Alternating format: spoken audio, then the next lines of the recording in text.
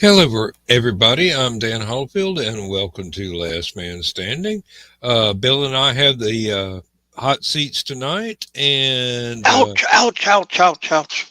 Yes, and any guests that are willing to show up are more than welcome to pop in. Otherwise, we will just ramble on for a little while and bring the show to a close because I do have to work in the morning. So, the company has a busy day planned for me tomorrow. So I've got a lot of stuff I've got to get done in a short amount of time. And I don't believe 8.5 hours is going to be enough time to get it all done, but I'm going to do my best. And that's just in case my supervisor is watching. So. And we promise that tonight's topic will not continue to be pain like it was on Stupid O'Clock.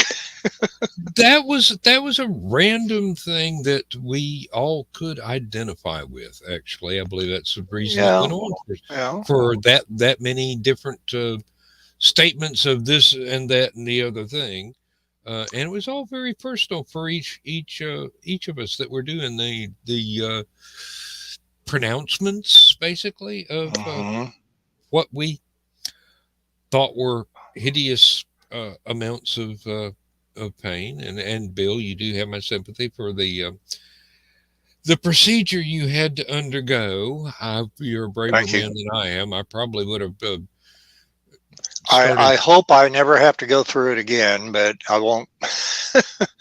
I won't run that topic into the ground, but I do have, since you love to talk about music, and I do, and that I got a couple of this days and histories I could share with you whenever you would like to, if you would like to do anything like that. Yeah, go right ahead. Matter of fact, if you'll excuse me for just a minute, I've got to run to the fridge. But you don't need me for you to be able to do this day in histories. I shall just kill the camera and leave the microphone on, and you go right ahead. I'll be back in about, might take me almost 30 seconds to walk to the fridge and come back. 3 steps. We'll give you 3 steps. Nope. These are in bottles. They won't fit in the little fridge. Steps away. I got to go all the way to the kitchen. But that's only 27 feet. No, that's 47 feet. So it won't take long as I don't get tripped by a cat and have to call an ambulance because I just broke my face. I shall return. You have been warned. Okay. Well, I got a bottle too, but mine's a little bit different. Mine's the Fire Brewed Sprecher's root beer that I like to drink right now because it has no caffeine in it, and I will be going to bed right after the show's over tonight myself, because I am a graduate of the College of Rock and Roll Knowledge. That's how I get my information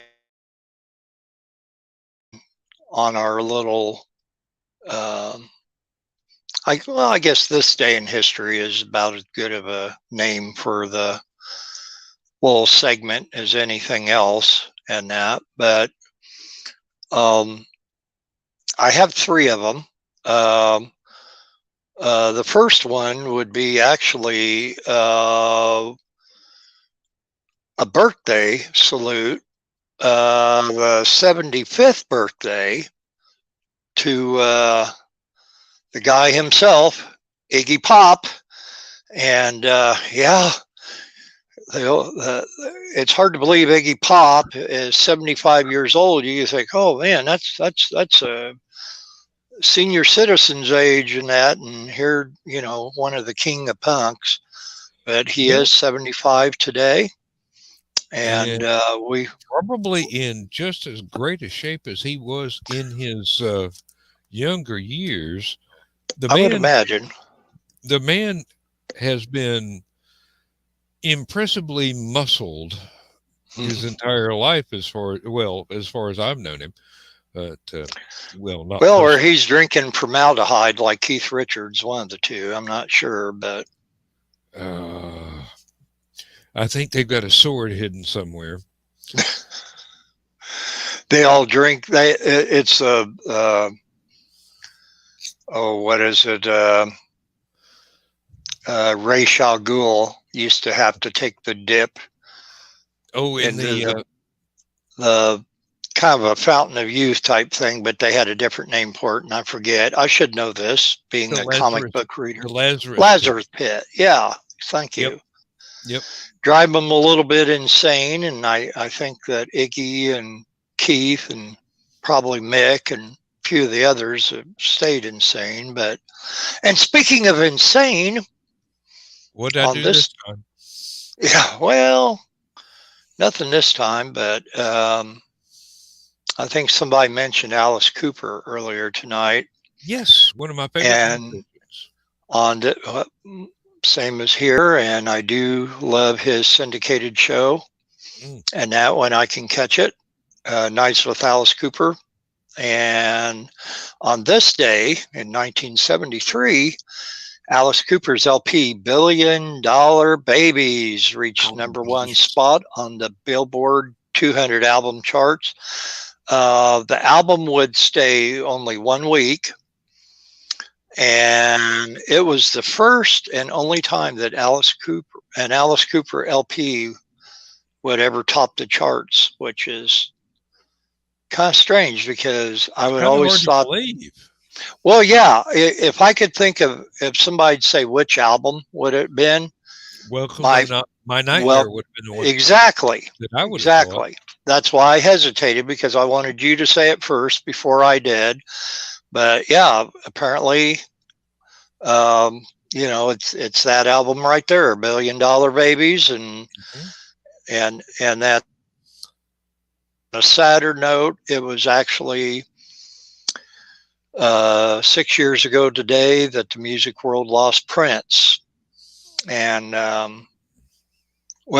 Prince had his demons that got the best of him. And Forbes magazine reported that Prince had sold more music the year after his death than any other artist. I think they're saying any other artist selling music after their death. I guess so. Yeah, yeah. Um, I believe and Stevie Ray Vaughan probably gave him a good run for his money on that record. well, you know who I was thinking of, and you might agree with this, Elvis. I remember Elvis albums being off the shelf. If you go to your local Kmart or Yeah, record store, Sam Goody or wherever it was, at the time that you were buying your vinyl, uh, I, from August of '77, probably through the rest of the year, you were doing pretty good if you found one Elvis album to buy, yeah, because because everybody. they were cleaned out. Yep. Oh yeah, Oh, yeah. a trivia note about Alice's Billion Dollar Babies album. Do Mm-hmm. you know who he was doing a duet with in the title track, Billion Dollar Babies? Trying to think, and you're going to have to go ahead and let everybody in on it because I'm drawing a blank. Donovan. Donovan. Yep. Oh. Donovan Leitch in Sunshine Superman and Mellow Yellow Mellow Yellow, Atlantis, and one of the artists I've actually seen perform live. He was at the warm-up act for Yes, and the Omni in Atlanta back in the the mid 70s, back when I was still in college. Some friends of mine got me a ticket, and we sat in the nosebleed seats. And Donovan, and Yes, it was an amazing pairing of shows. It was really, really impressive. But If you listen closely, if you are familiar with Donovan's voice, Donovan is singing the counterpoint to Alice's vocals, and then in mid-song in Billion Dollar Babies, they switch over. Donovan gets the lead part, and Alice is singing back up. Yeah, well, they did it for artistic reasons because they have complementary but very distinct voices, and about the same vocal range. Although I think Donovan probably can hit higher notes with his vocal range than Alice can. But Alice is a very impressive singer, let me tell you. Oh yeah, yep. And the man is Alice is still going strong, still performing, and not slowing down. There was one time when we thought that he was going to have to retire, and then he decided to overthrow his alcoholism and came back from almost being gone and came back stronger and better than ever, and has not slowed down one whit since. Basically, well, I would say his wife has really gave him the strength to conquer his demons and come back and survive what would have killed a lesser man. And well, he's done what not very many of them could do with such things until they really find out. And of course, we've lost a lot of people that were not able to defeat their demons, and the demons got the better of them. It's not always possible, unfortunately, for some people to make the decision and stick to it, to give up whatever bad habit it might be that was attempting to shorten their lifespan. Well, I think most people know too that he is a profound Christian, and I think his faith, there's a saying on this sign that I've seen, I think it was at Myers in their home decor section. It said, "Let your faith be bigger than your fears." And there is a lot to be said for that saying. And I think Alice really utilized his faith in God, Jesus Christ, to help get him through the worst of it. And however it is, we're glad that he did.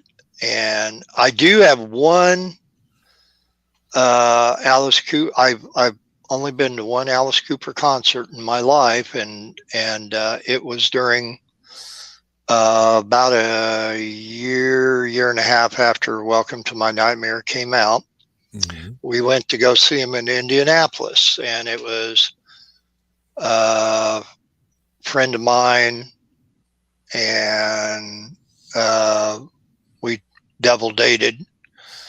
We had arrived early enough that I wanted to stop in at the mall, go upstairs to the second floor of the mall to where Musicland store was at the time, buy a copy of Welcome to My Nightmare on 33 1/3 vinyl in hopes that I would get Alice to autograph it for me if I could somehow finagle my way backstage either before or after the concert. Well, that part never did happen, but I did get an up-close personal experience. I got my copy of the album, and that, and which there were very few left, as you can imagine. Yes. And I'm coming down the escalator, and I look down at the bottom, and all these people are standing there waving and screaming and looking and pointing up and that. And I'm like, okay, can't be me. You know, unless they want my album and they're not getting it. I turn around to look to see Alice Cooper's, whatever it was, 12-foot, 14-foot Cyclops that he used in the Alice Cooper show. Stage show, yeah. Coming down on the escalator about probably 15 feet behind me. And then right behind him is Alice Cooper. And of course, he's surrounded by buku security. Yeah. And I started to go up the down escalator to see if I can get that autograph on my album. And I was immediately met with 3 different people of that security team and said, you need to go down. And, you know, and we did go to the concert afterwards, and as tight as the security was there, I didn't even make the attempt at the concert before or after, but it was an unbelievable concert. Alice Cooper, not only an unbelievable musician, he is an unbelievable performer. Mm-hmm. And that's what it is. I mean, it is a huge stage show, as most people know, and it just, you know, it was well worth and this will tell you how long ago it was that we saw it. It was well worth the $15 that I spent for the ticket. I don't even think you could touch a souvenir booklet for $15 by today's standards, but you probably couldn't even get a parking space for that. Oh, no. But yeah, it was. But I'll tell you what, when I turned around and I saw that Cyclops, that scared the bejesus out of me. Because if you think it's kind of gruesome looking, you know, when you're watching it on TV or something, or what, you know, it's like when you see this dang thing in person, it's pretty ominous. It's just so frickin' huge. I'm amazed that they were able to get it on an escalator. I would have thought that it would have taken up like 2 escalators. Just, you know, they'd have to reverse the up one and let it straddle the aisle. Well, I would find out later that about 3 hours before we got to Indy and got to the mall, he did a little publicity thing at Musicland. And which is like, oh man, you know, if we would have came early enough. And if whether he left yesterday. Yeah, really. Because it's like Indy's not the funnest place to drive around in, especially, well, I don't know these days, but back then there were so many one-way streets that would screw up a person that wasn't used to driving in Indy. And but yeah, it was a very memorable concert. I'm glad I went to it. Back in the day, I've been to a lot of fabulous concerts that I won't bore people into what groups or artists I saw, but just the fact that I got the chance to go see them in a time that tickets were really still reasonable enough compared to today. I mean, I would love to go see Paul McCartney today, but I'm not prepared to pay $300 for nosebleed seats. Yeah, you're talking about a mortgage payment for tickets. Oh, easy, and not just Paul. You know, they say, well, that's a Beatle. You know, no, there's most groups these days. That's the prices are outrageous, you know, and then of course, even if you can even get to go to it because of all the COVID thing and that, things were just so much different back in the 70s and early 80s. Yep. As far as seeing groups. Yeah. If you buy an album, the artist themselves, back in the day, the artists Mm-hmm. themselves didn't get much money out of it. They got their money from touring. Mm-hmm. They got their cut of the box office for the venue, and the record company got all the money for buying an album, basically, all but a little bit. Um, that's something I wish would turn around so that the artists themselves can get their just desserts from album sales, downloads, and all this other stuff. But Mm-hmm. that's slow in coming. I mean, it may be turning around towards the artist's favor now that there's a lot of different markets that you can put things in and make it easier for people to get. But um, back Well, in and the the day, interest in vinyl again is going oh, to that's kind of spike things. yeah, but still, when you're buying a physical media, a lot of the production costs are going to eat up the artist's profit from that particular Mm-hmm. release. Uh, Nowadays, the real money is in streaming and downloads. Mm-hmm. They because there is no physical media production involved, then there's a whole lot more money to be split up. Well, it's artists, or at least the record companies, can have the control as far as the downloads and that goes. But it just floored me last year that vinyl, for the first time in decades, beat out CDs in sales and ran a very close second to digital downloads. Yeah. And it's it's more than spiked the curiosity of people, because now you're seeing vinyl popping up. Well, of course, at all your Walmarts and Mm-hmm. um, All the a outlet lot of, stores. Yeah. the Barnes and Noble has I think I mentioned this before. They have a whole department donated to all the music, and there's more vinyl in there than CD or anything. Mm-hmm. It's amazing, and that the kids are getting into it again. And of course, you get a lot of hipsters that now, okay, that's, anything that's not in is into them. So Mm-hmm. they're getting back into it. So probably won't be long before they'll be dissing it, and that once you get enough of regular people interested again. But the kids really are. And the estate sale that Laura and I were working on last year, the people had a bunch of vinyl from the 60s and 70s of just some wonderful, wonderful albums. Sadly, though, the albums went through a flood in the box, so all the covers were completely just destroyed by water. The vinyl, miraculously, was just as good as it was, you know. It's a much more durable medium. Right, right. There. The most I had to do when I was cleaning these records up, because they said, "Well, what are you going to do? Just put them in a box and sell them for $5 an hour?" I said, "No." I said, I'm gonna sell them for $1 each, and then we'll make a deal.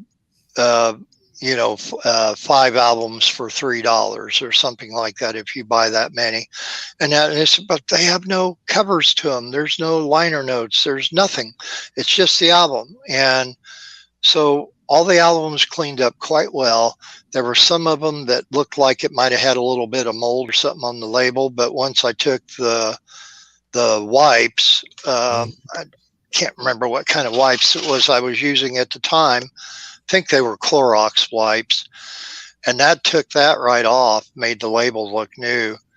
And the majority of the people that we sold 70 some plus albums to were 20 something year old kids. There was actually one couple that came in, boyfriend, girlfriend, and they were just like, can we use this box? Because we're buying 30 of these out. I'm like, oh yeah. Oh, definitely.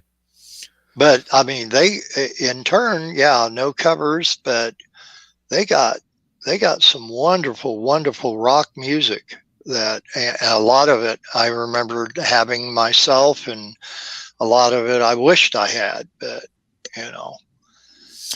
Yeah, a couple of my friends in Athens have always preferred vinyl over any other media, and this has been, they were collecting vinyl in the 60s and 70s and 80s, and up until vinyl was really, really, really hard to find, but they kept their collections going.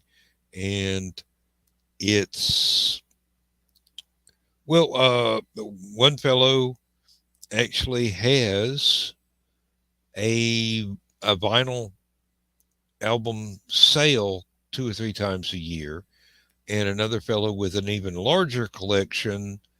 Uh, well, he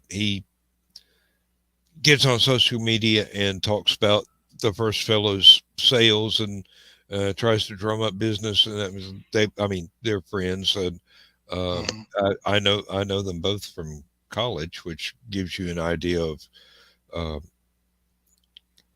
whether or not they're using a walker to get around Mm-hmm. nowadays, because that was a long time ago, and they're not, but they will be soon, just like me.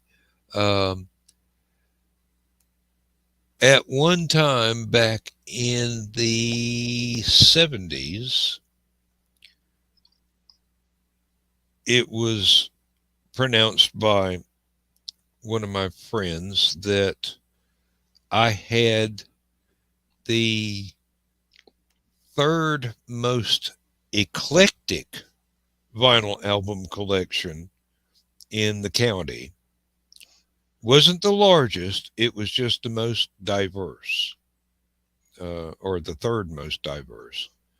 And the only other two that would beat me out would be my friend who has the regular album sales, and my other friend who he's actually a DJ, and has probably one of the largest record collections in the Southeast, if not even more widely spread.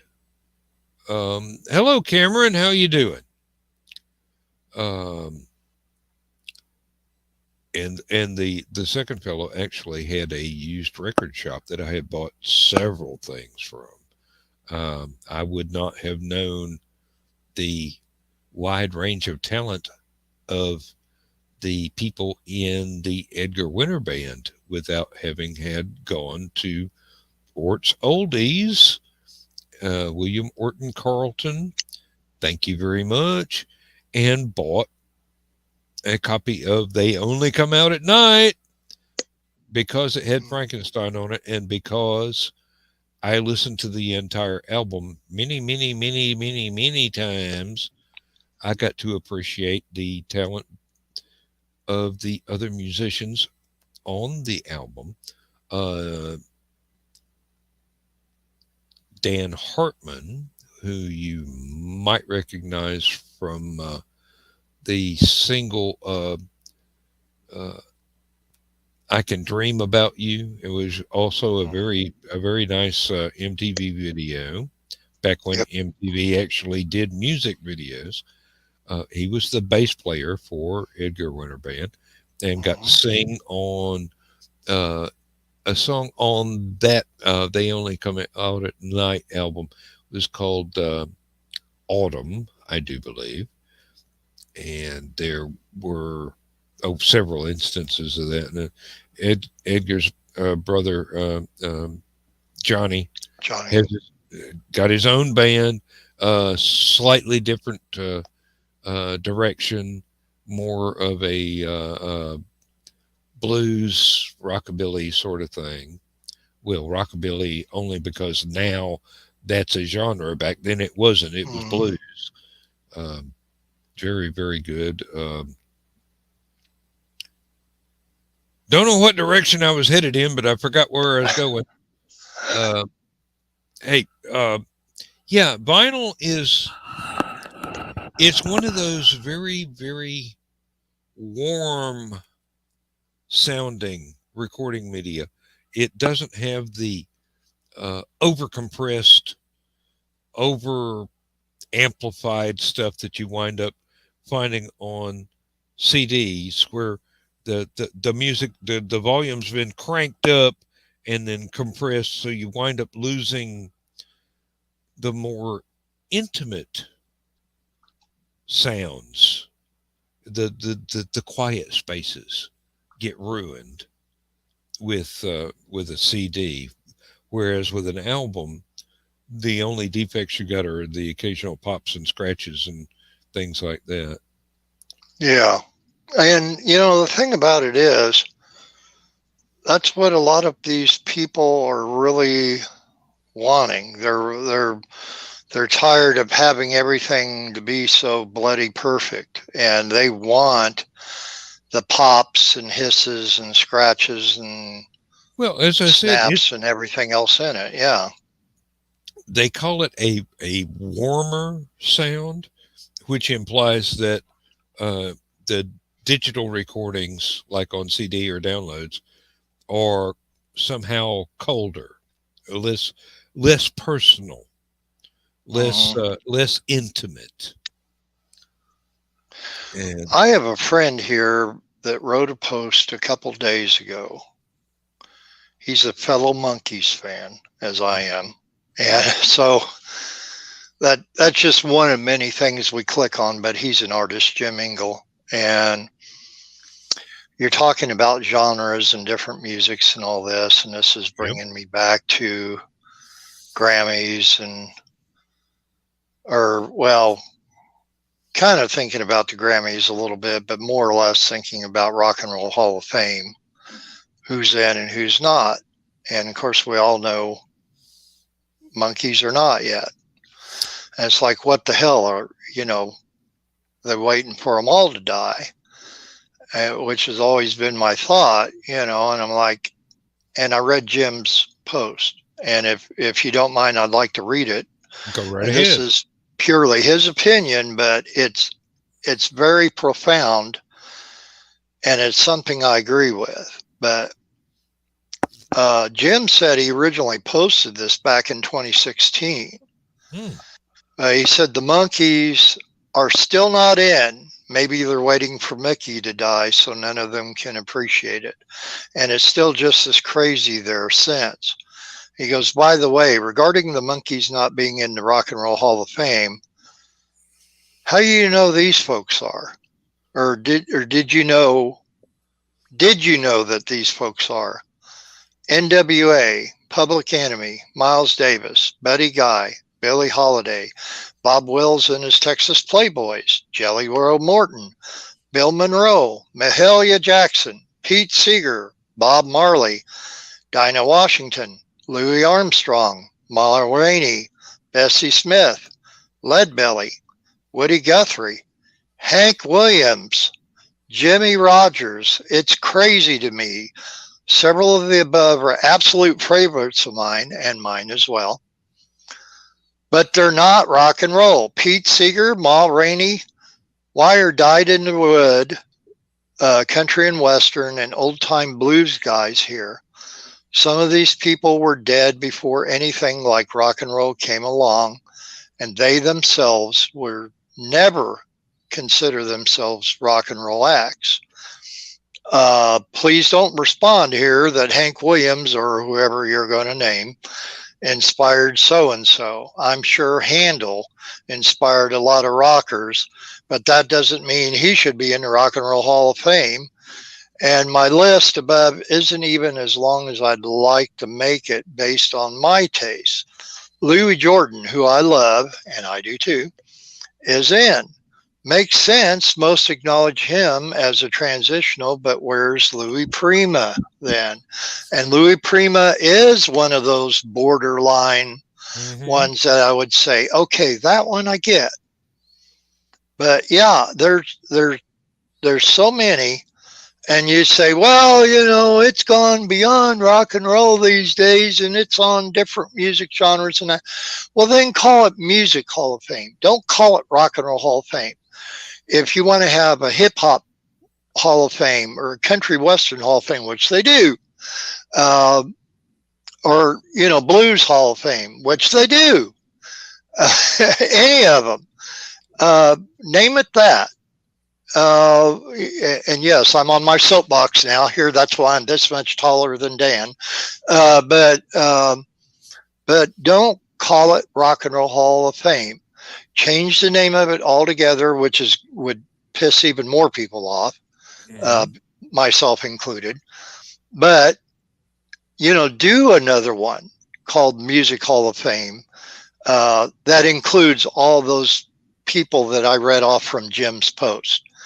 And be done with it, and then have the categories, have your genre categories, you know, inducted from R&B, you know, for this year, and that maybe do one of each genre or whatever, however they want to, you know, do it as far as inducting people and all that. So be it. But if it's Rock and Roll Hall of Fame, it should be somebody either that they were a rock and roll act or linked to in a direct enough way, like I said, like with Louis Prima or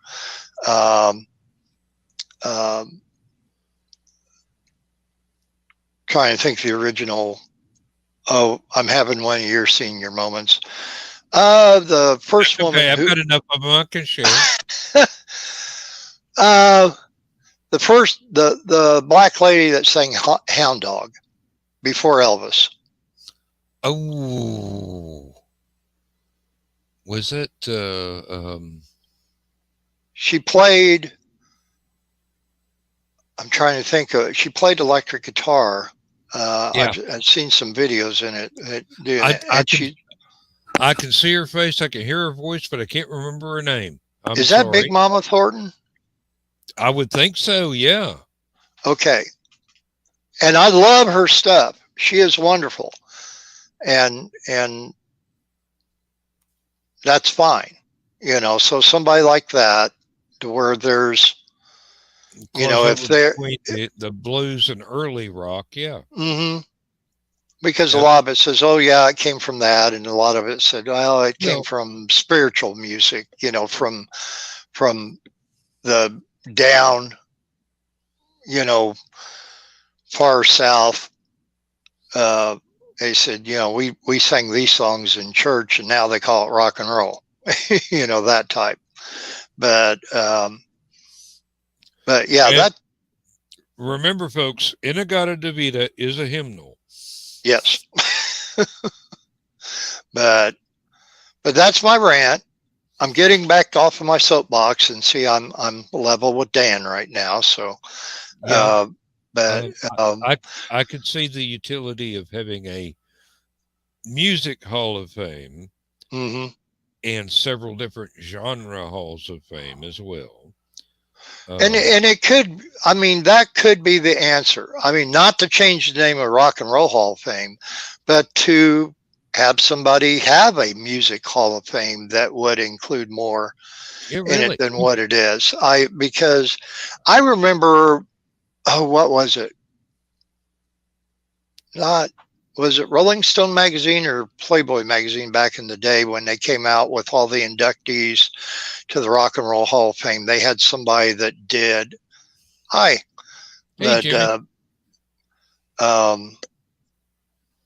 did little caricatures of all the artists that were being inducted, and the ones that were.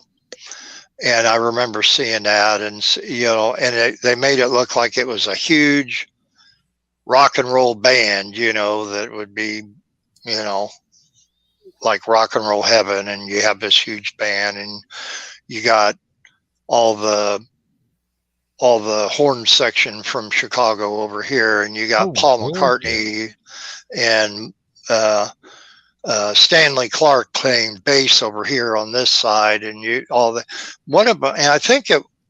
I'm thinking it was Rolling Stone magazine, and they did it annually, once a year, right around the time. Like it really does. And for the General Music Hall of Fame, you could go way back to classical composers and all the way up. Why not? Who's ever hot right now? And because there are people, I mean, inclusive. Yep. It would be nice to have people like Bach and Franz Liszt and Beethoven and whatnot being given the same sort of recognition that you've got with the Stray Cats and the Beatles and folks that are just right on up there. And now, folks, we have another guest. Hey, Jimmy. There he is. Yeah, Jimmy. Morning. And the thing about it is too, it doesn't even have to be the dead legends. How about the living ones right now? How about Yo-Yo Ma? How about John Williams when you're talking about classical? I mean, that list goes on and on, that a lot of them that might be more recognizable at the time when they were all living. How about the three tenors? That if you had a Music Hall of Fame, there's plenty of people that they could do it every year for decades. But keep the Rock and Roll Hall of Fame, the rock and roll, and for crying out loud, get the frickin' monkeys in it and be done with it. Really? Well, we've still got one left. Well, we still have one left. There's a Michael Nesmith fan page that I'm kind of hooked into, and I see they'll do a dozen different photographs and whatever throughout the day, and one of it just caught me, and it was Mike in his nudie suit and the nudie cowboy hat. Yes, indeed. And then I got kind of choked up inside in my throat because the CD, his last CD that he put out, which was all of the stuff from the First National Band, all the oddball stuff, kind of rarity type things. And that's the one that it's over there up in the corner in that shadow box that Mike actually, because of his daughter, and thank you again to her, that I got that CD autographed to me with his name and my name on it, and the front cover of the CD or album is Mike in the nudie cowboy suit and hat from the late 60s, early 70s, whichever. But about during the initial days of him creating the First National Band. And it gets you in that. And then, and you think about stuff like what we're talking about now, and it's like, what are they waiting for? What, when all these other people that were brought up in here, yes, a lot of them are great people. A lot of them I don't care for, that I mentioned, probably the first two or three of them, but all the rest of them, they're great in their own way.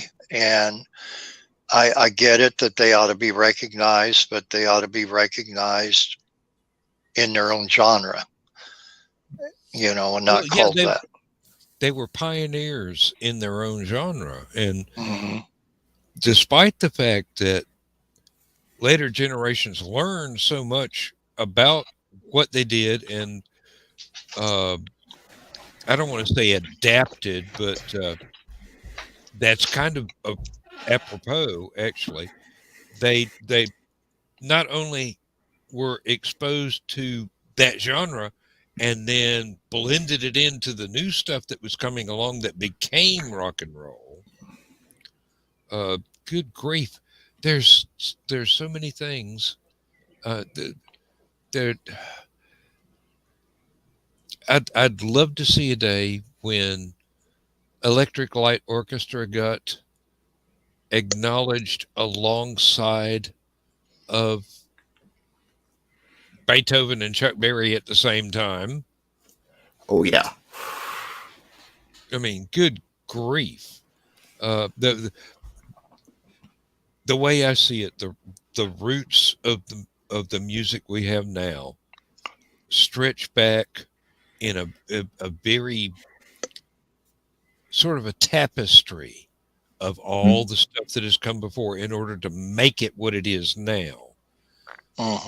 But then if you're going to have halls of fame, make one general to include everybody to acknowledge that tapestry, and then go ahead and continue with the genres that came along and were incredibly influential in their own right.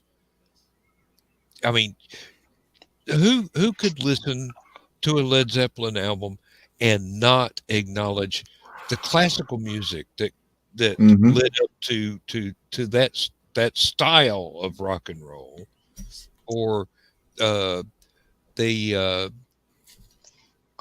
okay, here's a stretch, the steampunk music like Ebony Park and Extraordinary Contraptions and well, I could name off bands for quite a while, but and not acknowledge the 5 or 6 different genres that blended together in order to create that. And that's just one general example. You could pick out one genre and then reach back and examine all the roots that led to that. Right. And by the way, it was Big Mama Thornton. Okay. Who originally sang Hound Dog, and yes, she belongs in the Rock and Roll Hall of Fame. You know, she's earned it. That was bothering me because I couldn't remember. I know. Well, I probably, if I hadn't read video, so yeah. Oh yeah, she has one video. I can't remember what song it was, but the video, it's a black and white video, and I believe she plays a Gibson SG. I mean, I could be wrong, but I think that's what she played in this video. And something about rain. I can't remember the title. And she's walking along a passenger depot or something right along the tracks. Yeah. She's at a train station doing a show. It's amazing. And what is more amazing is that so few people know of all the background roots to everything we love now, how far back it stretches, how many permutations, how many blends, how many actually the family tree, basically, of what we think of as one particular thing now that used to be this and used to be this and used to be this. The further you go back in time, you can find more roots for it. It's one of those things that I wish more people were aware of, because they would greatly appreciate what we have now if they knew where it was coming from and what led up to it. Yeah, Didn't It Rain? Didn't It Rain? There we go. Yep. Yeah, and that's her playing in SG. Huh. I don't know how I remembered that, but Hey, it's a great performance too. Now, video quality and sound quality being what they were for when it was recorded, it's still impressive. Hey, another one that she did that Rolling Stones did a wonderful cover of, but Big Mama Thornton really knocked it out of the park is Little Red Rooster. And she, you know, once again, very eligible for being, you know, it was a rock and roll song. Before we knew it was called rock and roll, it was rock and roll.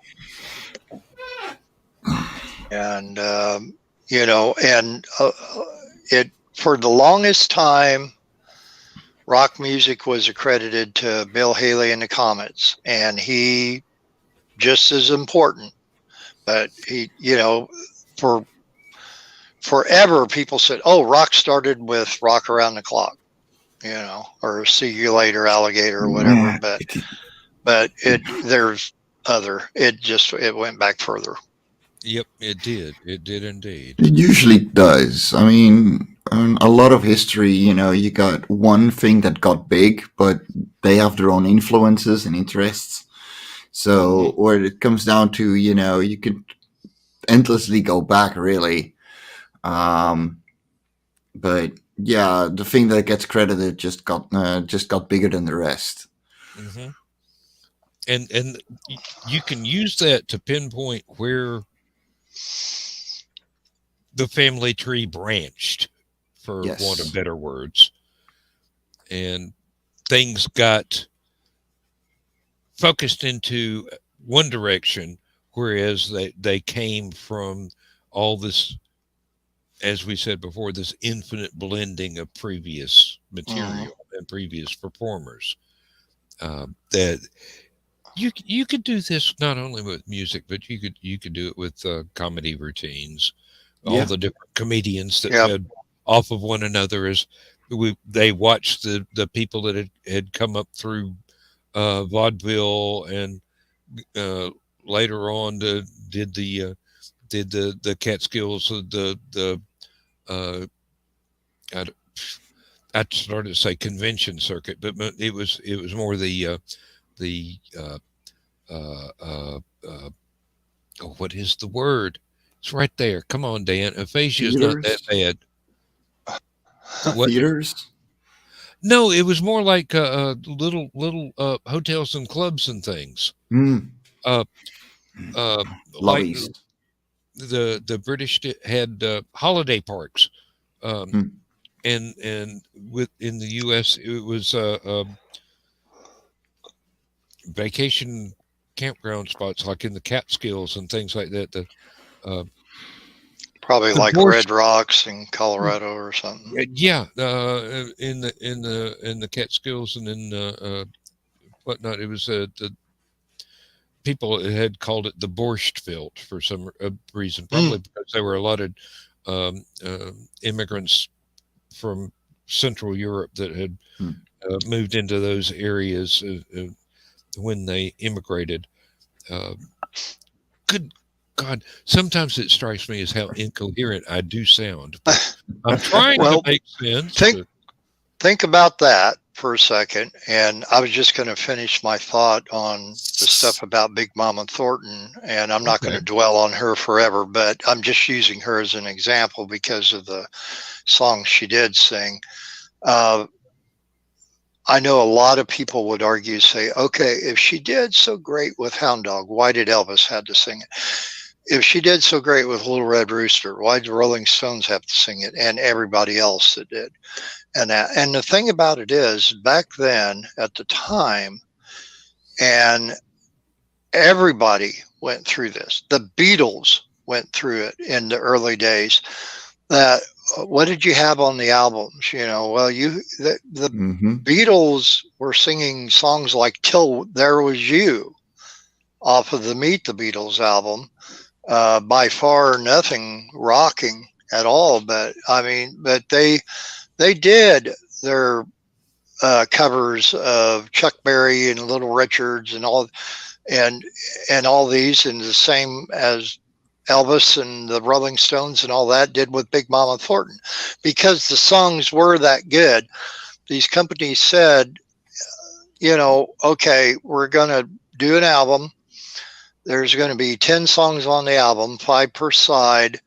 And, out of those 10 songs, we're going to have you do 3 or 4 covers of somebody else's song, and then throw in some of your original stuff. And that's why, like, George and Ringo was pissed off so much all the time, because when all that all got done and you had all these Lennon and McCartney compositions in on the Beatle albums and that, then, we missed out on a lot of stuff for a lot of years that we could have got from George or even Ringo.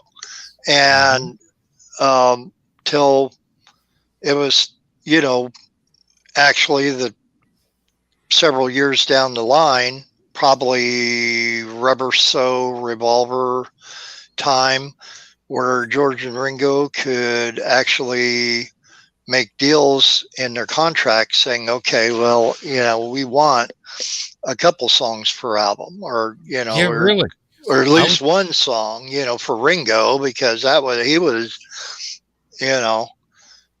doing I Want to Be Your Man, and then all of a sudden they gave that away to the Stones, and then you think of I Want to Be Your Man, and oh yeah, that's a great Stones song. Wait a minute. and then so what does Ringo do? Ringo does his cover of a Buck Owens song, singing country. So I was going to say it. For me, it wasn't until the White Album until I actually got exposed to all 4 of them being equally talented. Until then, what I had heard was predominantly Lennon McCartney compositions. Then, even though George and Ringo got to work their own stuff in earlier, I wasn't exposed to that. But it wasn't until I actually got a copy of the White Album where I knew that all 4 of them had written their own stuff, and it all kind of got together in well, it's like a lot of them you wouldn't even known of certain songs by, well, let's say George, for example, the Inner Light, which was a B-side, and you think, oh wow, this is a wonderful song. Yeah, it's like maybe some people may not dig the sitar stuff in it or whatever, but for years and years and years, I thought when he had in the lyrics, the farther one travels, the less one knows. That's very profound of George to put that in there. I had no idea it come from touching. And, that he was directly taking the quote from there to put into that song. I mean, it was very relevant to the song by all means. And I was watching on Tubi, TV the other day. They were talking about Michael Jackson on Stupid O'Clock tonight. They had it was a 2-part miniseries come out in, I think, the late 80s called The Jacksons, American Dream. They had Lawrence Hilton Jacobs, who was Freddie Boom Boom Washington on Welcome Back, Kotter, playing Joseph Jackson, the father of the Jackson 5. Played him wonderfully. Angela Bassett played Katie, the mother, on there wonderfully. And of course, you had Billy D. Williams playing Berry Gordy and that. And I remember watching it when it was new, but I hadn't watched it since. So I was watching it again the other night and ended up kind of binge watched the whole thing. And I thought, man, I forgot how much of a bastard that Joseph was. But if it wasn't, at the same time, if it wasn't for Joseph, there would never have been a Jackson 5. This is true. Barry would have never known about him. Diana Ross never would have been buddied up with Michael or any of it. But the whole thing and moving the pallet of cinder blocks from one pallet to another as a form of punishment. But he was also instilling some values in them early on. Even, I think they were Jehovah's Witnesses, weren't they? I believe, because at some part they said we don't recognize or celebrate holidays. It was either Witnesses or Adventists. I'm not sure. I don't know. My wife would know, but she's asleep. Right. Go wake her up. No. No. But no, it was great, and they Are you insane? Wait a minute, that's a loaded question. You should know that answer by now. Now, come on. But no, they went through the same thing, recording a lot of covers. That even for Motown, that was in the contracts. That but hell, they learned it from the Temps and from Four Tops and all them. That's where those moves came from. And not only did they have to have so many covers and then so many original songs, but with the required number of songs per album, you had a song length that was a target, which is where Tommy James and the Shondells did so well with all these 2-minute songs that they did. And then some of them are classic songs. I mean, they've been covered time and time again, even after they were big hits for Tommy and the Shondells. But Crimson and Clover, that sort of thing, they're really short. They're to the point. Well, there were album versions of songs like Crimson and Clover and Crystal Blue Persuasion that did run a little longer, but you would not hear that on AM radio at the time. No way. It wasn't until FM that you got to hear album cuts. Oh yeah. And a lot of that was because when FM came about, there were college radio stations that would play album cuts, and sometimes even entire albums. They would just put it on, go get breakfast and a cup of coffee, come back, or whatever. You got exposed to not only classic stuff, but brand new stuff you'd never heard of before, and you got a deep dive into it. You got to hear the entire album, so you could hear what the band was all about with that particular album, because a lot of bands change from disc to disc, release to release. They evolve, and some of them quite rapidly. But, well, as much like as far as being a Monkees fan and that, the earlier stuff, of course, they had the big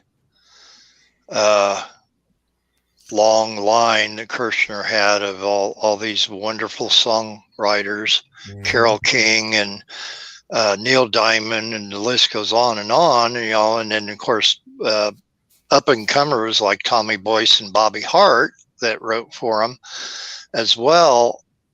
And too bad Warren Zevon wasn't working back then. The Monkees could have done Werewolves of London and rocked the world. Oh yeah, 30 years earlier. But I'm glad that the Monkees, after reworking their contract partially and then finding loopholes, that they were able to kick Kirshner to the curb, do their own. Of course, the Monkees headquarters, which is by far have always been my favorite album, was the first album they all totally did by themselves, because they had to get by that juju of do we sing and play our own instruments and all that was going on at the time. But say, yeah, well, you know what? There were other people playing on the albums, and then it was driving Nesmith and Torque up the wall because of it. Davey didn't care. He knew his part. He'd been in, and in theater and TV long enough, the same as Dolan's, that they knew where they stood on certain things, and they were okay with it. But Nesmith and Torque were a horse of a different colors, I think, for both of them. Yep. And they were both extremely, extremely talented individuals, and especially Nesmith as a songwriter. And you think of all the stuff that we would have never, ever had heard if Kirshner was still with them.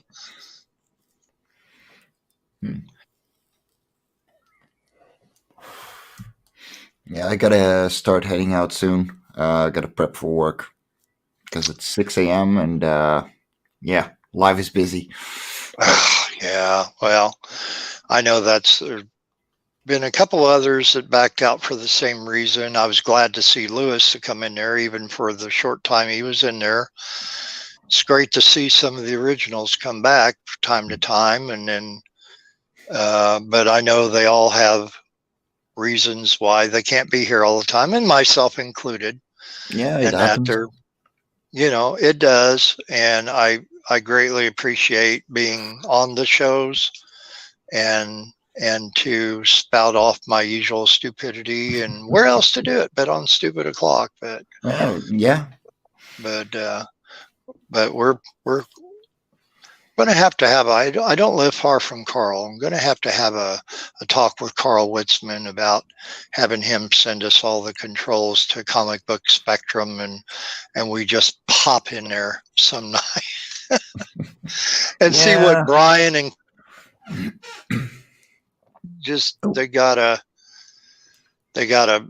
that would just be a total trip, I think. Yes. And John was right. If we did it more than once, then it would be, the second time would be an intrusion. The first time would be, haha, And here we are. It would probably make the day. But yeah, Carl has the controls, and he's the guru on top of the mountain that I guess one of us is going to have to climb to go see about getting that. But that would be fun to do. Actually enjoy their show, but it's hard to get prepped for this show. Mm-hmm. And I try to get backstage 15 minutes before the start of the show. Tonight, I think I got in with 3 minutes before they had to drop everybody down to start the show, and that's kind of how it is sometimes. But Dan said you and him had a rather late night last Saturday night. Yeah, we went for about 4 hours. Wow. Yeah, we started talking world building, and it just exploded. So that was it's always a lot of fun to have discussions like that. Mm-hmm. Because as a creator, you just get off on it, and you keep rambling and having fun. And then it was like, yeah, well, you know what? Whenever you're around, I'll send you a link and join if you want to or not. But yeah, it's a very early morning for me. So, usually I catch you guys on the last man standing.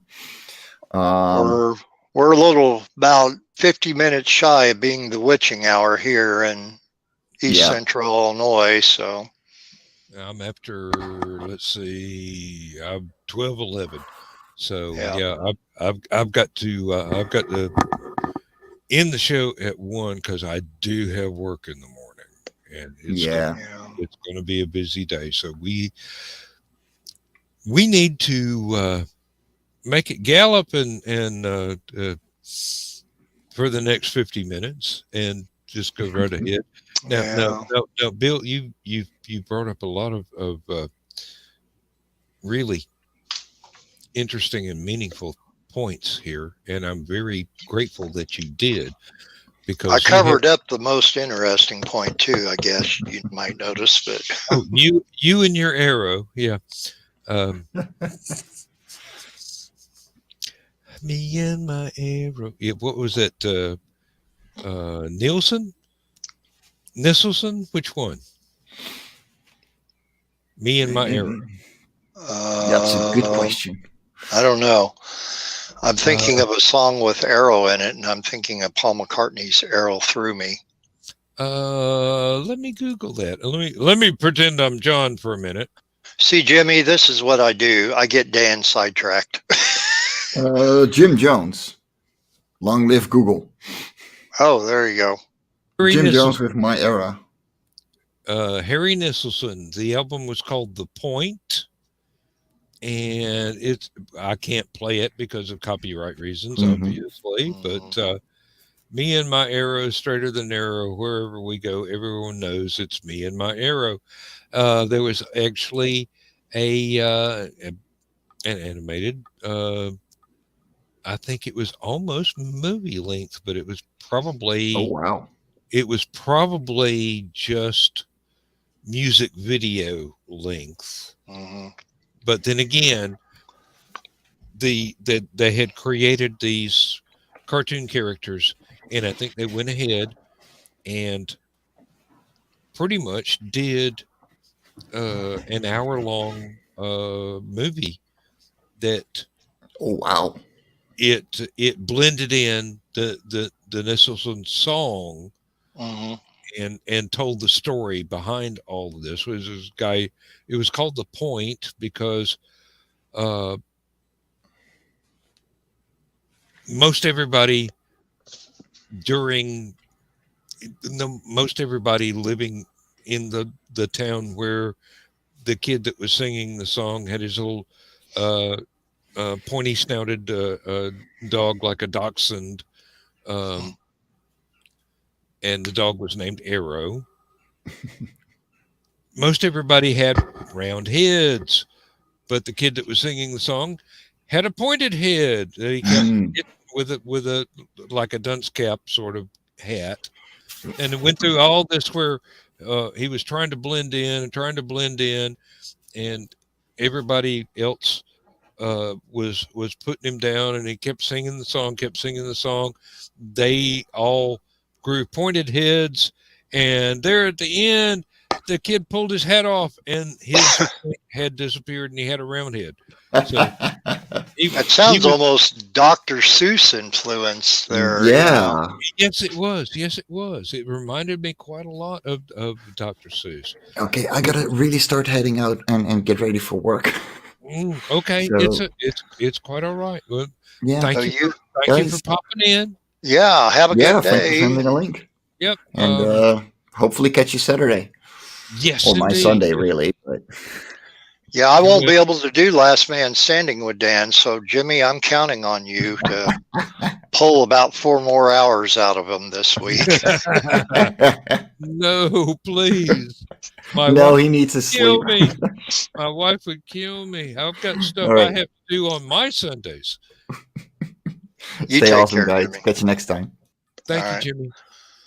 You mentioned animated video, and when you started talking about that one, it reminded me of the beautiful, I don't know who did it, but the beautiful animated video for Cat Stevens' Moon Shadow song. And it very much, it doesn't start off at the beginning of the song. It starts off at the beginning of the story, and then you hear kind of almost a Dr. Seuss type narration during part of it, and talking about him following the moon and the moon shadow and everything. Of course, when the song does start, it's and you can find it on YouTube and that.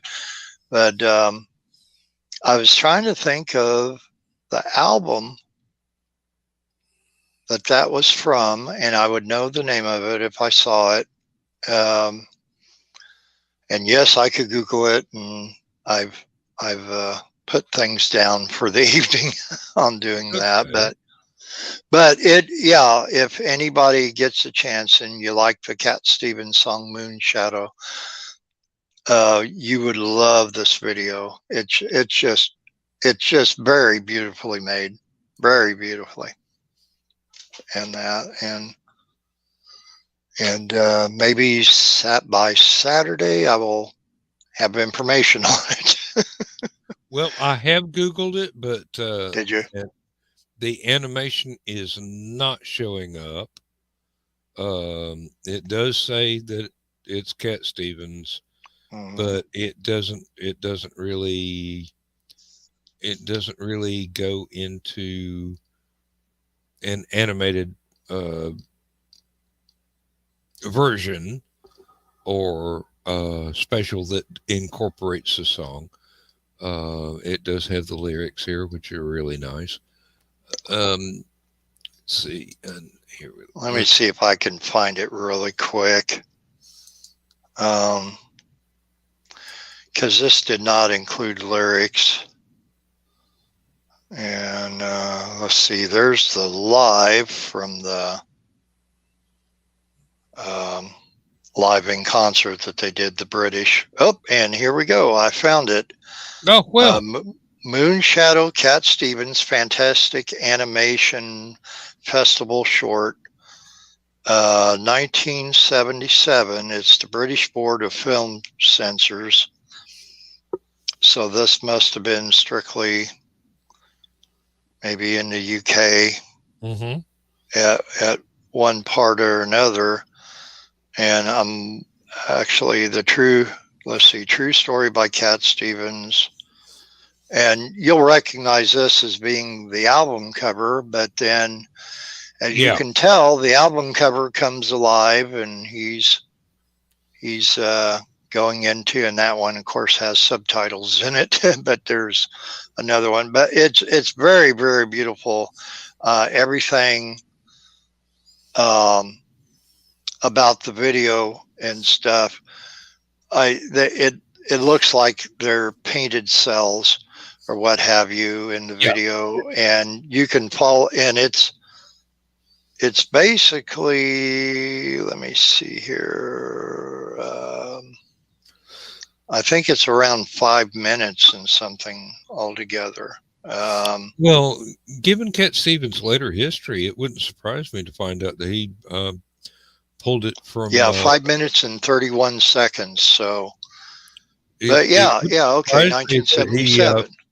Pulled it from Middle Eastern mythology somewhere. It just looks it's like an animated version of a children's book. I mean, the graphics and everything, and then of course even the lyrics in the song. I mean, it could make a perfect children's book, and I would not be surprised if somebody had chimed in and said, yes, by the way, they did make it into a children's book, and they used the same from the animation or whatever. Yeah, no, not at all. And actually, that kind of gives me an idea for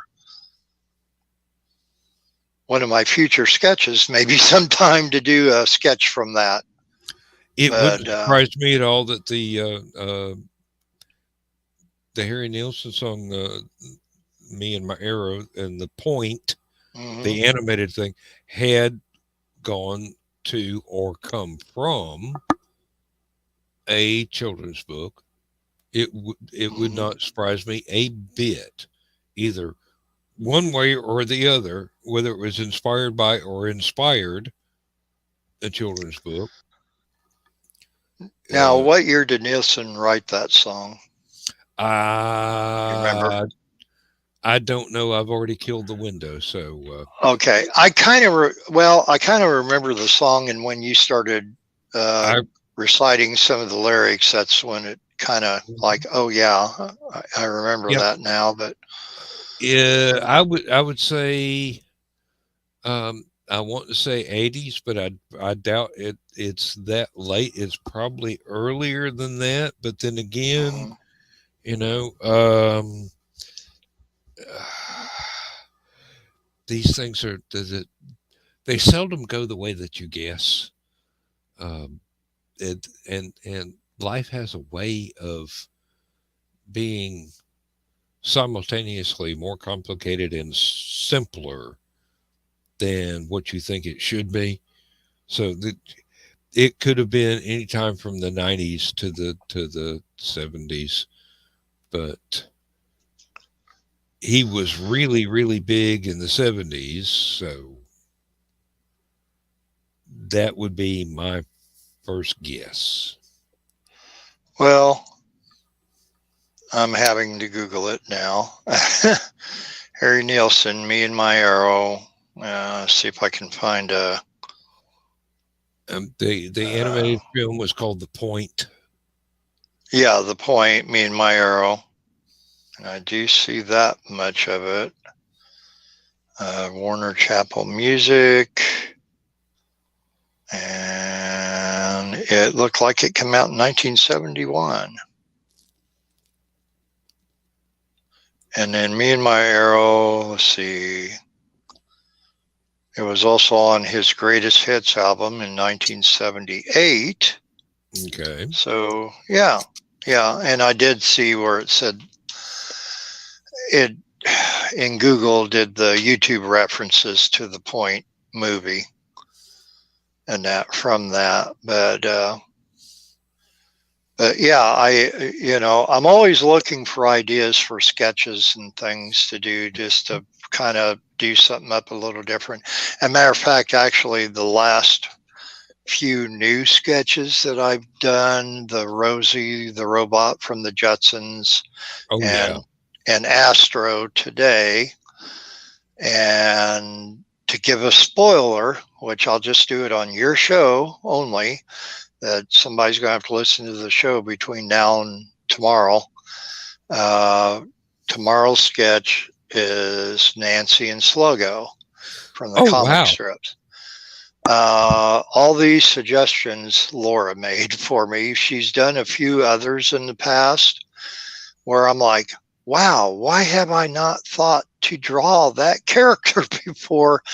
I mean, I have over 500 plus sketches that I've done the last several years. And I'm thinking, I'll cover this, cover that. And when I'm asking Laura, I'm texting her the other night saying, about, hey, got any more suggestions? The Rosie the Robot ended up really good. And I got 40 some likes on it and a bunch of comments and stuff. And she told me her Aunt Julie's favorite comic strip character was Prince Valiant. Oddly enough, I did draw him a couple years ago. Mm-hmm. So I'm that was always opting for something new, That was some really, really nice artwork for that. In the comic strip, the Prince Valiant, that was. Yeah, I'm trying to think who did that. It always impressed me. That was a very, very nice style. Well, even currently, it's still really good. My brother, although I've never really truly been in the whole knights in shining armor type thing or whatever, that just wasn't my bag. And other people like that stuff, and I never did. But my brother religiously read that comic strip every Sunday because his name is Val. So he saw Valiant, and Prince Valiant was often referred to as Val in that strip. Yes, so indeed. my brother would read it because of that, and I guess he got educated in some of that mythology and that because of it. But anyway, okay. Suggestions for you. Dick Tracy and some of the background characters for the Sunday newspaper strips, like Moon Girl and oh well, I hate to say B.O. Plenty because that would be pretty simple, but I remember the really colorful character, though. Yes, he was. Yes, he was. And I have done 2 different Dick Tracy drawings. I've done one with him holding up his hand with the Dick Tracy wrist communicator, now, whatever it was called. Was that Morton Gould, or am I Chester Gould? Chester Gould, I think it was, did it. I was conflating two different artists there. Mm-hmm. And the second one of him that I've done was the famous side headshot with the Dick Tracy logo on there. But I've never done Flat Top or Mumbles or any of the other characters. Yeah. And that's a good suggestion for some future ones. And my favorite ones in the Sunday morning strips were the Moon People and the anti-gravity buggies, not buggies, but the little one-man flying platforms that they did. Oh yeah. Mm-hmm. Now, when I used to watch it as a cartoon, it was really, really short subject stuff. There was Jiu-Jitsu and oh Lord, now I can't remember there were at least 2 or 3 other subordinate detectives that were working with Tracy in the animated things. Yeah, Tracy was always behind the desk, and then he would call one of them out to handle whatever the case was. And I think Jiu-Jitsu was the one that did it the most. But the main one, yeah. But there was another. For some reason, I want to say there was a Hispanic. There was another one. I do know that, but I don't remember the character off the top of my head. I want to say it was a Hispanic detective, but I don't hold me to that. It was 50 years ago. People haven't passed. There have been a lot of brain cells that have not survived that century, half a century, but and some of them seem to have contained some vital memories. Who else? Oh, I always loved all the people in Steffi Smith and Barney Google. I always drawn them. Always loved the ones in Beetle Bailey and did Beetle and Sarge. Yep, did them before. I've done High and Lois, Peanuts, of course, over and over. Garfield, Calvin and Hobbes, Red and Rover, just like John Rose, acknowledging stuff of his that I've drawn. Brian Bassett acknowledged and put my Red and Rover drawing on his Facebook page, on the Red and Rover Facebook page. But I've done, let's see what I said, High and Lois, Mother Goose and Grimmy, the dog, because I loved that dog, that character on there more than any of the other ones on there, and I've done him at least once. I was always really fond of Major Hoople and the guys from Our Boarding House. Mm-hmm. They're wonderful. I really loved that. I mean, it didn't have a point. It was just these characters going through all their stuff. It was fascinating. It was really fascinating. And some of those that still existed, when I was a kid in the 60s and that, and then, another one I drew, as far as it's been around forever, was Henry, the little bald-haired boy with the black shorts and the red T-shirt that never spoke, and he never said a word. All Henry would, he would be just like Dennis the Menace, which of course I drew him numerous times, and but he would get into predicaments just like Dennis would, I've drawn Heathcliff, Marmaduke, Tumbleweeds. Yeah. The chief from Tumbleweeds that was always depressed about something. You would see him sticking his head out of his teepee, and I always saw a lot of go gophers in yeah.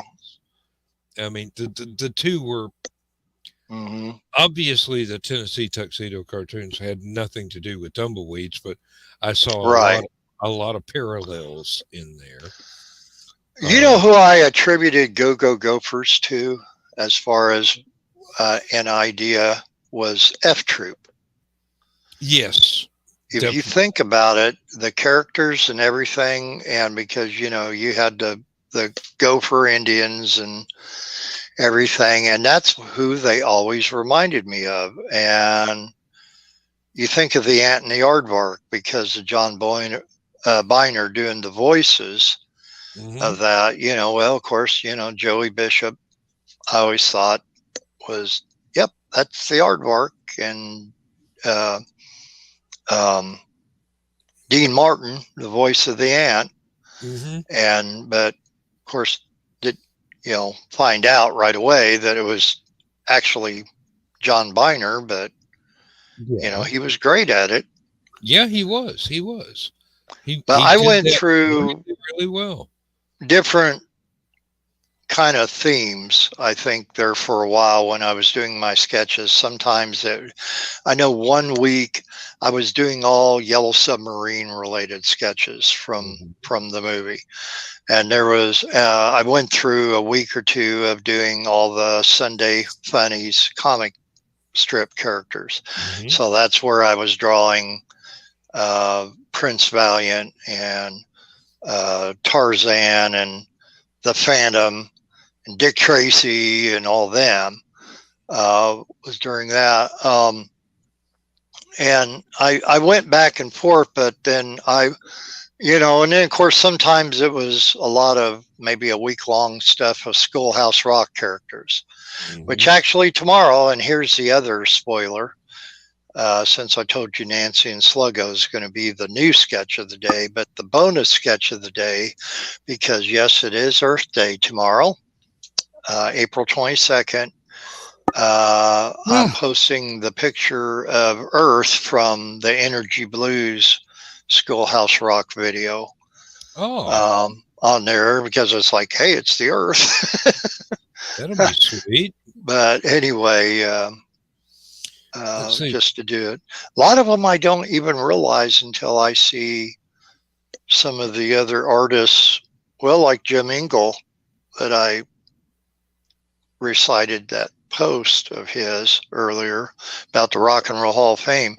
He does wonderful, wonderful artwork in that. And between him and Ron Ferdinand, who does Dennis the Menace, that's where I find out, hey, it's National Pet Day, or it's Daffy Duck's birthday, or it's Superman's birthday, or whatever. I did the Superman picture for Superman's birthday only after realizing, even though much of a Superman fan I am, didn't realize it was his birthday until I saw Ron Ferdinand draw a picture of Dennis the Menace in a Superman costume saying Happy Superman Day. So what were some of the others that I just absolutely loved when I was growing up? And reaching back into the Sunday Funnies again, Steve Canyon. There was something else quite a lot like that. Mark Trail. Mark Trail, yeah. Yep. Rex Morgan, MD. I wasn't really into Rex Morgan that much, or any of there was a nurse, can't remember, and then God, Brenda Starr, and Lord, there were tons of them, because not only were the Sunday Funnies a lot more pages than they are nowadays, even if they exist nowadays, but they changed. There were different things from different times. I'm sure I saw you do some of the characters from Wizard of Id, and that probably would have been just as easy to do Alley-Oop and some of their supporting cast and things Yeah, like I've that. never done Alley-Oop. I believe I've done Wizard of Id. Oh, BC was, I've done several of their characters, especially Grog. He was always my favorite. Because he was, kind of like Animal from the Muppets. I think that's Really? kind of same type of character.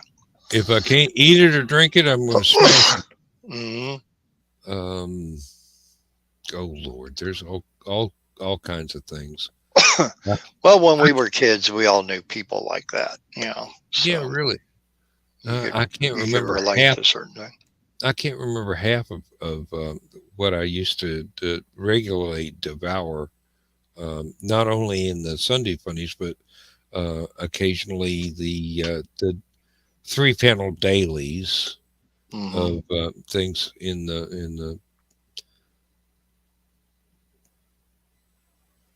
the daily papers, basically. Yeah.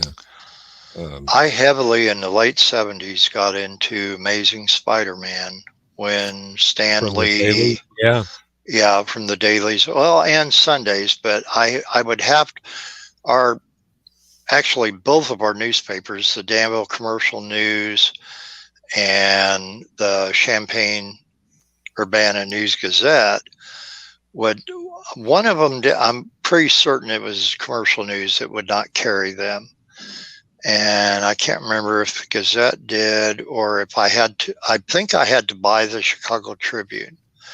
And so, and I know right after Batman came out in '89, it kind of resurrected their comic strip for a while. But I think there were a couple that the daily strips were not the same story as the Sunday strips. Yeah. Well, and the ones that were, like, say, with the fandom,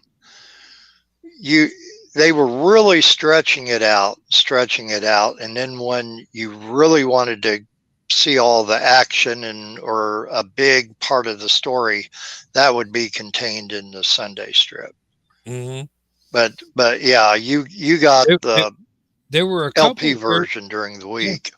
There were a couple that it was like they were running one story for the Sundays and a different story for the dailies, and they didn't cross over, but it was the same. It was the same title, the same characters. Oh Lord, there were so many things.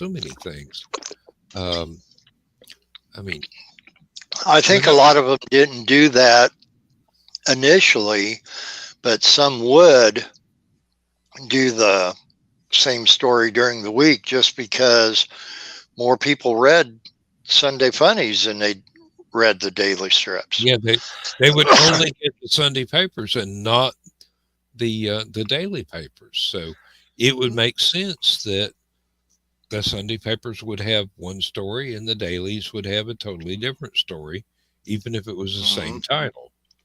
Well, Charles Schultz did that his whole life with Peanuts. The continuing stories would be during the dailies. The Sunday strip would be completely different. And even if that same storyline continued on to the second week, you would know that the Sunday would have nothing to do with Linus trying to recruit people to like the Great Pumpkin or whatever, if it was done a couple weeks before Halloween. And but it worked for him for 50 years or whatever, and so be it. And but I know, like, the Phantom, Dick Tracy, Amazing Spider-Man, a lot of these that would have the continuing stories through the daily strips, and then you you really found out everything on Sunday. Yep. And that I think that was, most of them were solely done like that, just because the storylines were just so long. I mean, you couldn't really do a lot with it. Yeah, just for one day. Some of those were like soap operas. The same story continued for months and months, and sometimes years, until you got to a point where that story ended and you had to start another one. Well, my friend Jeff Wego, who does the Phantom now, and he does just the Sunday onlys and that, but the same storyline follows through the week. So, and this is going to be bad, but I forgot the name of the artist who does the stories and the art during the daily strips, but they are working together and connecting things. But his story, a typical story line for the Phantom, will generally last almost a whole month. I mean, they really dig down deep into the stories, and it's like, crap, the comic books didn't even do that. Really. But they had to, because during the dailies you only had 3 panels, and for the Sundays you had 6 to 10, depending on what the title was, or exactly how much they had to get in to do a satisfying Sunday strip. Oh Lord, there's so many things. Well, I know, like, probably my favorite one that Weagle and them have done for the Phantom, my favorite storyline, has been done in recent months. For as long as I've been, 50 plus years, I've been reading the Phantom. The Phantom is called the Ghost Who Walks, that he never dies. Well, of course, as you read the Phantom, you will know that, there's more than one Phantom. There's a Phantom of the 20th century and 21st century and 19th and 18th, 17th, going all the way back to days of the Revolution and before. And each Phantom looked a little different than the other, but did have the same uniform, the mask, and mostly the same uniform. To one Phantom might, instead of having the twin 45s on a belt, he might have a cutlass, and a flintlock or something. Just depends on what era it is. So this storyline talks about some ghost who actually looks just like the Phantom that's been seen going through the Mori territory and all through the jungles where the Phantom lives. But they know it's not the Phantom, because they would just saw the Phantom and then leave on his horse with his dog Devil, and then 3 minutes later, here he comes walking through, and he doesn't say a word or anything. And so the whole plot of the storyline is that the current 21st century Phantom is telling the story that goes all the way back through the other Phantoms. And so every week you're seeing, yes, this is when this Phantom saw the ghost or Phantom version of the Phantom, and they're piecing it together, and little by little you're learning more and more about this mysterious ghost. And then of course it ends up, what you find out, which I won't say the ending to it in case anybody wants to go back to read it all, but it involves every single Phantom that was, supposedly from day one on, when he was, shipwrecked, and after being, the pirate ships, when took over his, and and it was simply wonderful. And Jeff even said, he goes, "This is probably the best story I've ever worked on. It was so fun drawing all the previous centuries of the Phantoms, and the storyline they had, and I don't know who's credited more for writing the actual story, but it's a doozy." And that storyline, I know, went on for, I'm wanting to say, almost a month and a half long by the time they got through. But I mean, they were true to life cliffhangers at the end, end of every Sunday one. And then, of course, during the week, you would read a little bit here and a little bit there, and they kind of stretched out a little bit. But I got to the point where I was just dealing with Jeff's Sunday panels of the Phantom and following the story that way. And you could follow it. He's actually the one he's doing now with two Maury girls that were going to visit civilization, and the trouble that they narrowly escaped, thanks to the Phantom protecting them. Is a good story as well, and you can follow any of his stories just on the Sunday ones by themselves, unless you want to go back through maybe on Comic Kingdom's app or one of the other apps that will have the Phantom on it, and you can follow all of them that way. And now there was a nice anime. I think it was Phantom 2020. And it came out in the 80s, I do believe. It was very well drawn. The stories were really, really neat. I actually found a copy online. I actually found a copy online that supposedly has the entire season, but once it gets part of the way through, it starts over again from the beginning. It won't play the later episodes, even though they're supposed to be in this download, and that's really pissed me off. I've got on VHS. I've got I think the pilot episode and maybe one or two others, but that's on a VHS. There's only so much room you can put on there.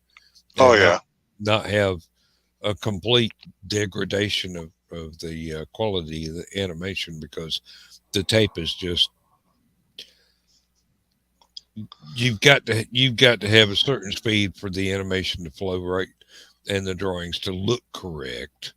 If you slow it down, it gets all not blurry but jumpy. I would say go on Amazon, and I bet somebody has a DVD of this whole series. I'm sure. I need to get one. I really do. Because I really enjoyed that. There have been lots and lots of anime that I have enjoyed over the years. There was a Sherlock Holmes in the 21st century, but it came out in like the 80s or thereabouts. So that was far enough in the future.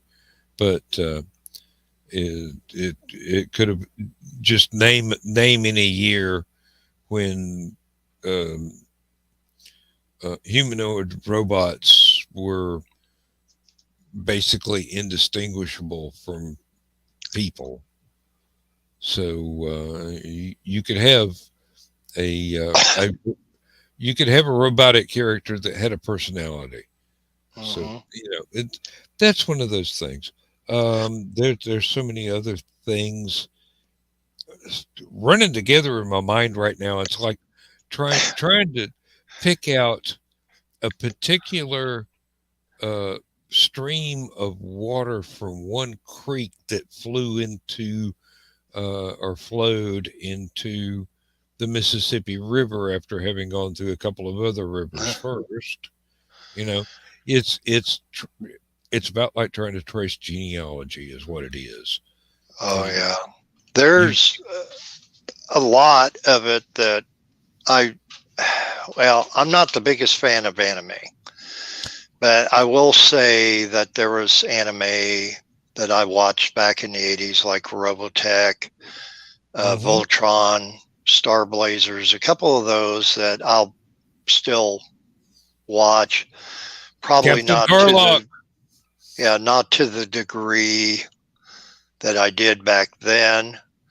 But I know I really enjoyed more so Robotech in the comic books back then. It was like, man, I wished a lot of the stories they had in here that they would have put in their animated show. But real quick, before we get too far away from the Phantom, I have a handful of Phantom. What few figures that there are Phantom, I do have a Defenders of the Earth Phantom from the 80s Defenders of the Earth Saturday morning cartoon. This Phantom here is a Figures Toy Company Phantom, which they came out before Mego came back, which Mego's back now, but Figures Toy Company made this wonderful version, and if I can get it, they went to all the detail as even to get the Phantom rings on his fingers, along with the twin 45s and that. And I have a Captain Action Phantom from 1967. And I was about to say, did you remember the Captain Action? And I am old enough to remember that there was a okay, let's call it action figure of the same 11-inch height as G.I. Joe's.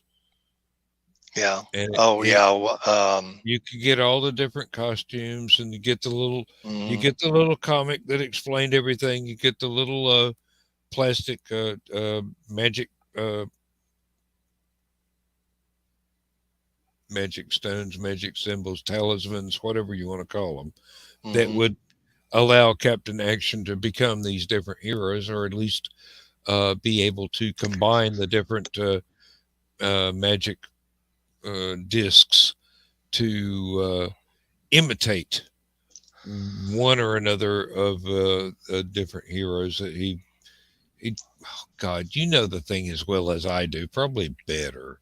Well, they had as of the second year of Captain Action, when you bought the costumes to put on your Captain Action, they came with a flicker ring.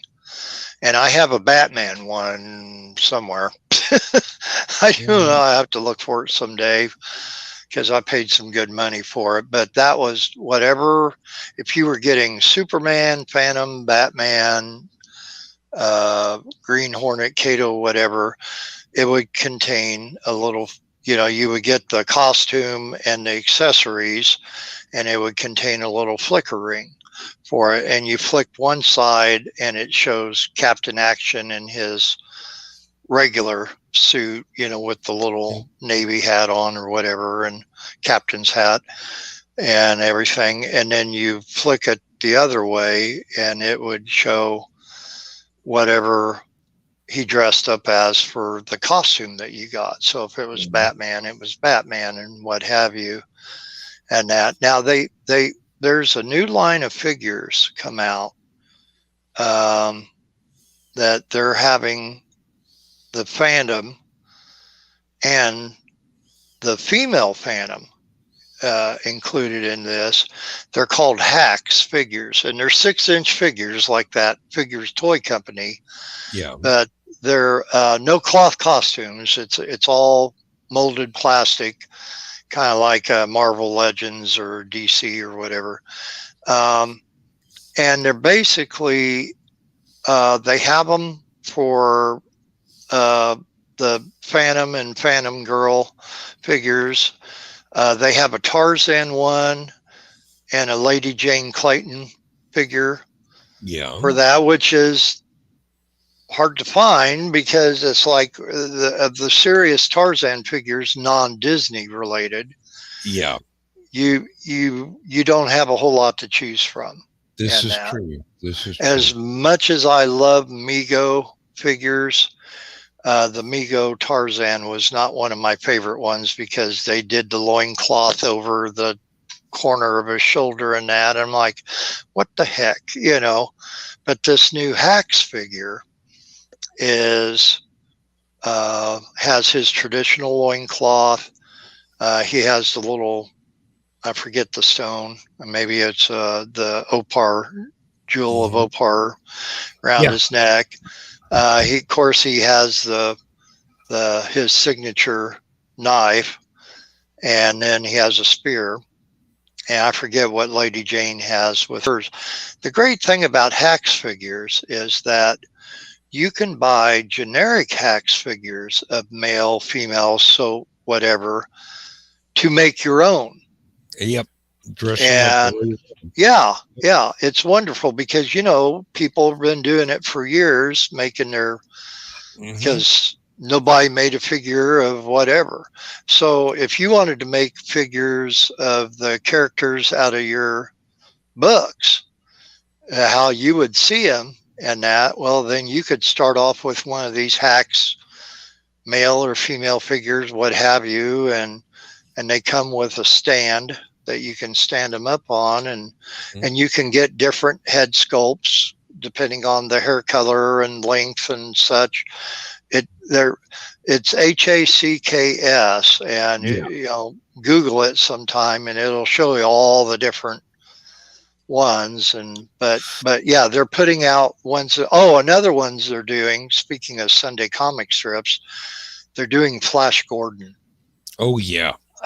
Ming the Merciless, Flash Gordon, and Baron Zarkov figures for the Hax ones. And the Flash Gordon and the Ming the Merciless ones look just like the Filmation Saturday morning cartoon ones.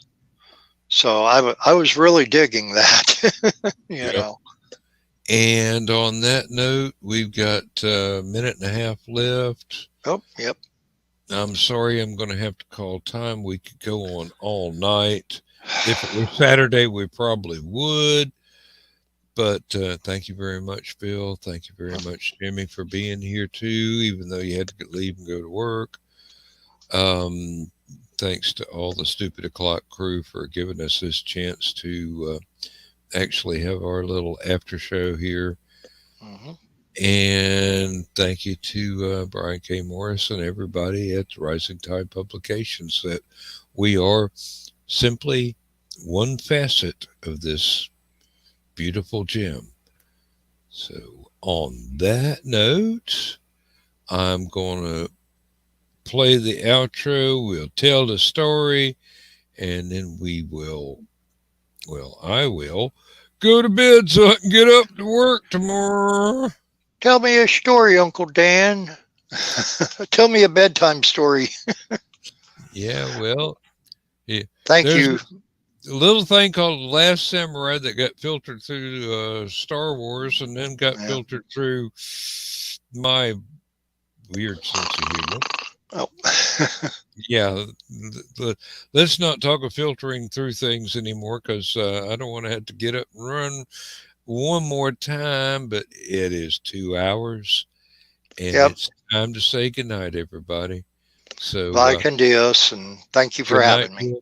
Good night, everybody who has been watching us and everybody who will watch replay in the future. Y'all have a pleasant evening, and we'll see you later. Bye-bye. Bye-bye.